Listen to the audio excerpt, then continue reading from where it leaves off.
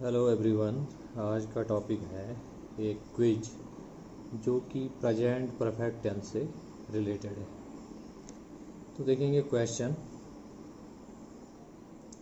You are writing a letter to your friend. In the letter you give news about yourself and other people. Use the words given to make sentences. use the present perfect. अर्थ लगाएंगे। You are writing a letter to your friend. आप अपने friend के लिए, अपने मित्र के लिए एक पत्र लिख रहे हैं। In the letter, लेटर में you give news, आप न्यूज़ देते हैं।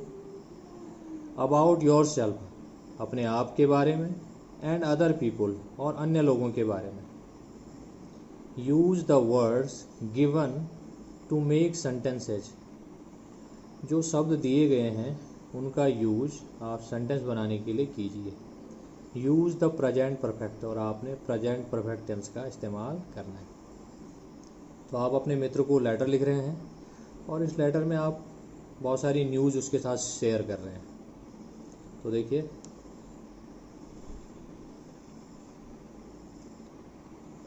तो इस तरह से लेटर है। डियर क्रिस, आप क्रिस को लेटर लिख रहे हैं। Lots of things have happened since I last wrote to you. Lots of things, lots of का मतलब होता है बहुत सारे या बहुत बहुत मैनी। लॉट्स ऑफ थिंग्स, बहुत सारी चीज़ें। हैव हैपन्ड, हैपन्ड मीन्स घटित होना। सिंस मीन्स से। I last wrote to you, last means अंतिम बार। रोड मीन्स लिखा, टू यू मीन्स तुम्हें। तो आप अपने मित्र को, क्रिस को लेटर लिख रहे हैं और आप कह रहे हैं कि लास्ट टाइम जब मैंने तुमसे बात की थी या जब मैंने तुम्हें पत्र लिखा था उसके बाद से बहुत सारी चीज़ें चेंज हो गई हैं। Lots of things have happened, बहुत सारी चीज़ें घटित हुई हैं। तो क्या क्या हुआ है? इसने कहा है पहले सेंटेंस में, आई बाय ए न्यू कार।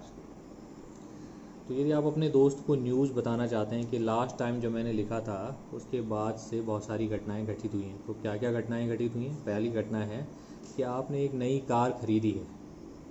तो आप लिखेंगे, इसका जो सेंटेंस बनेगा वो होगा, I have bought a new car. I have bought a new car. तो आपने हैव प्लस वर्ब की थर्ड फॉर्म का इस्तेमाल किया।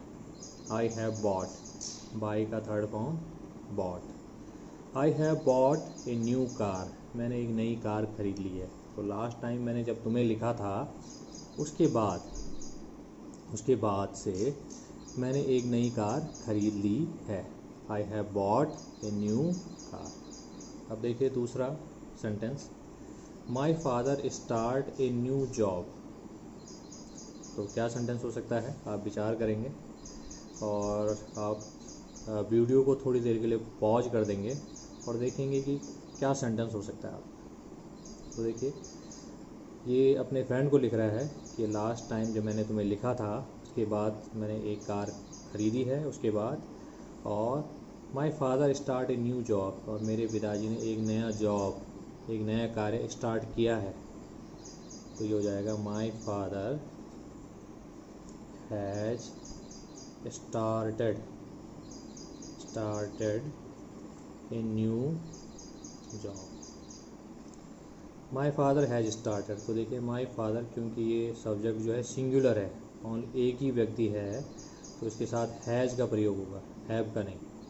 और वर्ब जो है थर्ड फॉर्म में आएगी, तो स्टार्ट का थर्ड फॉर्म हो जाएगा स्टार्टेड। ए न्यू जॉब, एक नया कार्य। तो मेरे पिताजी ने एक नया कार्य शुरू कर दिया है।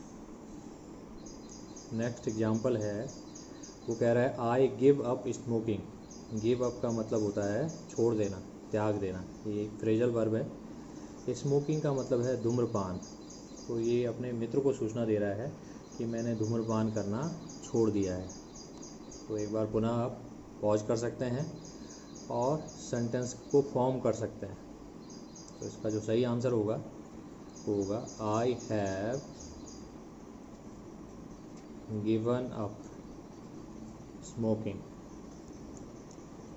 आई हैव गिवन अप स्मोकिंग। तो गिव जो वर्ब है, अप इसके साथ प्रेपोजिशन है और मेन वर्ब जो है इसमें गिव है, तो गिव थर्ड फॉर्म में आ जाएगा और अप सेम रहेगा।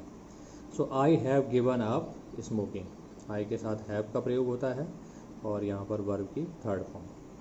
तो मैंने स्मोकिंग त्याग दी है या मैंने स्मोकिंग छोड़ दी है। नेक्स्ट है Charles and Sarah go to Brazil. तो हो सकता है चार्ल्स एंड सैरा जो है उसके फैमिली के मेंबर हैं और वो ये उनके बारे में अपने मित्र क्रिस को सूचना दे रहा है कि ये ब्राज़ील चले गए। तो देखिए आपका सेंटेंस होगा Charles and Sarah, Charles and Sarah have gone to Brazil. So क्योंकि चार्ल्स और सैरा दो व्यक्ति हैं तो आपका जो सब्जेक्ट हो गया वो प्लूरल हो गया। अब आपका सब्जेक्ट सिंगुलर नहीं रहा तो इसलिए इसके साथ हैज़ के बजाय हैव का प्रयोग होगा। तो चार्ल्स और सैरा हैव गॉन, गो का third form gone, to Brazil. तो चार्ल्स और सैरा ब्राज़ील जा चुके हैं या ब्राज़ील चले गए हैं। एंड नेक्स्ट न्यूज़ वो अपने फ्रेंड को दे रहा है, Susan have a baby, Susan have a baby. तो सुजैन भी हो सकता है उसकी वाइफ हो या कोई और फैमिली मेम्बर हो, तो वो उसके बारे में बताना चाह रहा है कि सुजैन का बच्चा हो गया है।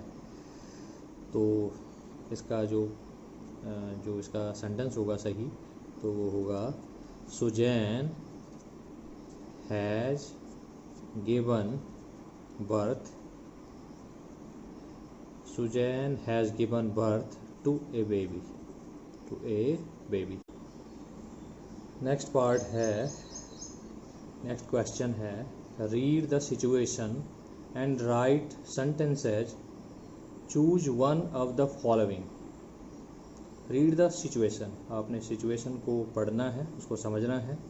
एंड राइट सेंटेंसेज, और उसके बाद आपने सेंटेंसेज लिखने हैं। चूज, चुने, वन ऑफ द फॉलोइंग, निम्नलिखित में किसी एक को, sorry one of the following. तो किसी एक को आपने, किसी एक वर्ब को चूज करना है। तो पहले वर्ब पढ़ लेते हैं, arrive, break, go up, grow, improve and lose. तो अराइव का मतलब होता है पहुंचना, ब्रेक मीन्स तोड़ देना, गो अप मीन्स ऊपर की तरफ जाना, ग्रो मीन्स उगाना या बढ़ाना, इम्प्रूव मीन्स सुधार करना और लूज मीन्स खो देना। तो देखिए पहला sentence, Mike is looking for his key. Look for ये एक फ्रेजल वर्ब है और इसका मतलब होता है ढूंढना। Mike is looking for his key, Mike अपनी चाबी ढूंढ रहा है। ही कैंट फाइंड इट, वह इसे नहीं पा सकता है या उसे मिल नहीं रही चाबी। तो हम क्या कह सकते हैं, माइक ने क्या कर दिया है, अपनी चाबी ढूंढ रहा है और वो उसको पा नहीं पा रहा है, इसका मतलब उसने अपनी चाबी खो दी है। तो हम कह सकते हैं mic has lost his key, mic has lost. तो लूज का थर्ड फॉर्म हो जाएगा लॉस्ट। तो माइक ने अपनी चाबी खो दी है। नेक्स्ट सेंटेंस देखेंगे और आइडिया लगाएंगे आंसर देखने से पहले कि आपका सेंटेंस क्या होगा। आप चाहें तो वीडियो को पॉज कर सकते हैं। Margaret can't walk and her leg is in plaster. Margaret can't walk, Margaret चल नहीं सकती है, वॉक में चलना, and her leg is in plaster, और उसकी जो लेग है, उसकी जो टांग है वो प्लास्टर में है, यानी उसकी टांग पर प्लास्टर लगा है। तो हम क्या लिख सकते हैं, उनमें से ऊपर में से आप किसी एक वर्ब को चुनेंगे और देखेंगे कौन सी वर्ब जो है इस सिचुएशन में, इस कंडीशन में सही बैठती है। तो इसका सही आंसर है मार्गरेट, मार्गरेट, और आप सिंपली लिख सकते हैं she, has broken, she has broken her leg. तो ब्रोकन, मीन्स उसने अपनी टांग तोड़ दी है, इसीलिए उसकी टांग पर जो है प्लास्टर लगा है और इसीलिए वो चल नहीं पा रही है। तो वर्ब जो ब्रेक थी, ब्रेक का थर्ड फॉर्म ब्रोकन। तो Margaret has broken her leg, और आप लिख सकते हैं she has broken her leg. Next है Maria's English wasn't very good, now it is much better. तो मारिया की जो इंग्लिश है वजंट मीन्स वज नॉट, नहीं थी, वेरी गुड मीन्स बहुत अच्छी। तो उसकी अंग्रेज़ी भाषा या अंग्रेज़ी भाषा पर जो उसकी पकड़ थी वो अच्छी नहीं थी। नाउ अब इट इज़ मच बेटर, अब ये जो है काफ़ी बेटर हो चुकी है, काफ़ी अच्छी हो चुकी है। तो आप देखेंगे कि इस सिचुएशन में कौन सी वर्ब का इस्तेमाल हो सकता है कि उसने अपनी लैंग्वेज के साथ क्या किया है। Arrive, break, go up, grow, improve, lose. तो इसका जो सही आंसर होगा हम लिख सकते हैं मारिया, या हम लिख सकते हैं she has improved her English. उसने अपनी इंग्लिश को इम्प्रूव कर दिया है, उसको बेहतर कर दिया है, बेहतर बना दिया है। तो इम्प्रूव का थर्ड फॉर्म हो गया improved. She has improved her English.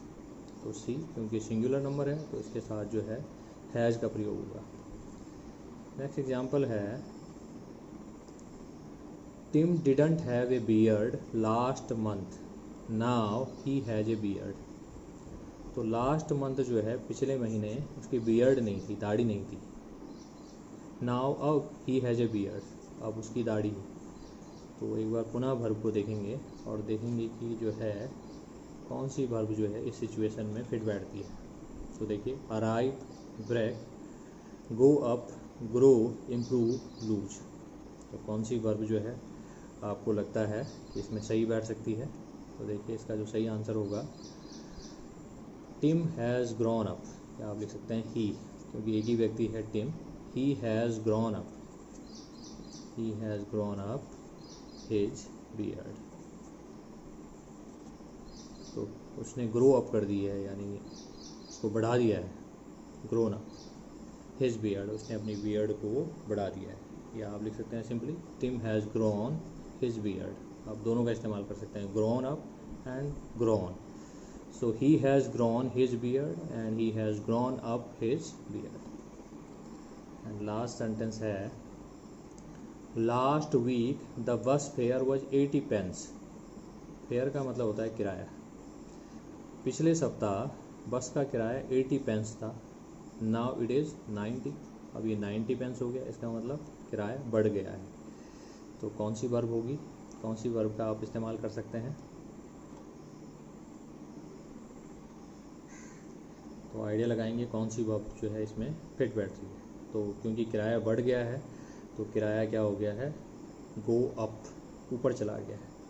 तो देखिए जो सही सेंटेंस होगा वो होगा the bus fair has gone up. The bus fair has gone up, बस का जो किराया है वो गॉन अप यानी ऊपर चला गया, यानी बढ़ गया है। गो अप का मतलब यहाँ पर हो गया बढ़ जाना, राइज हो जाना इसमें। और सॉरी आप लिख सकते हैं रेज कह सकते हैं, राइज भी सही है लेकिन आप बेटर वर्ड इसके लिए होगा रेज।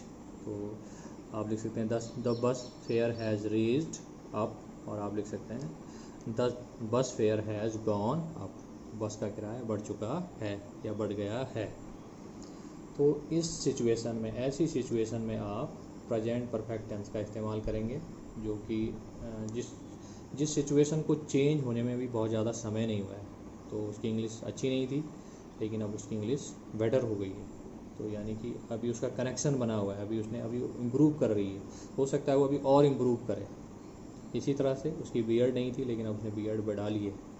तो इस तरह की सिचुएशन में आप हमेशा प्रेजेंट परफेक्ट का यूज़ करेंगे और कमेंट में आप बताएंगे कि आपने कितने क्वेश्चन सही किए हैं। Okay, thank you.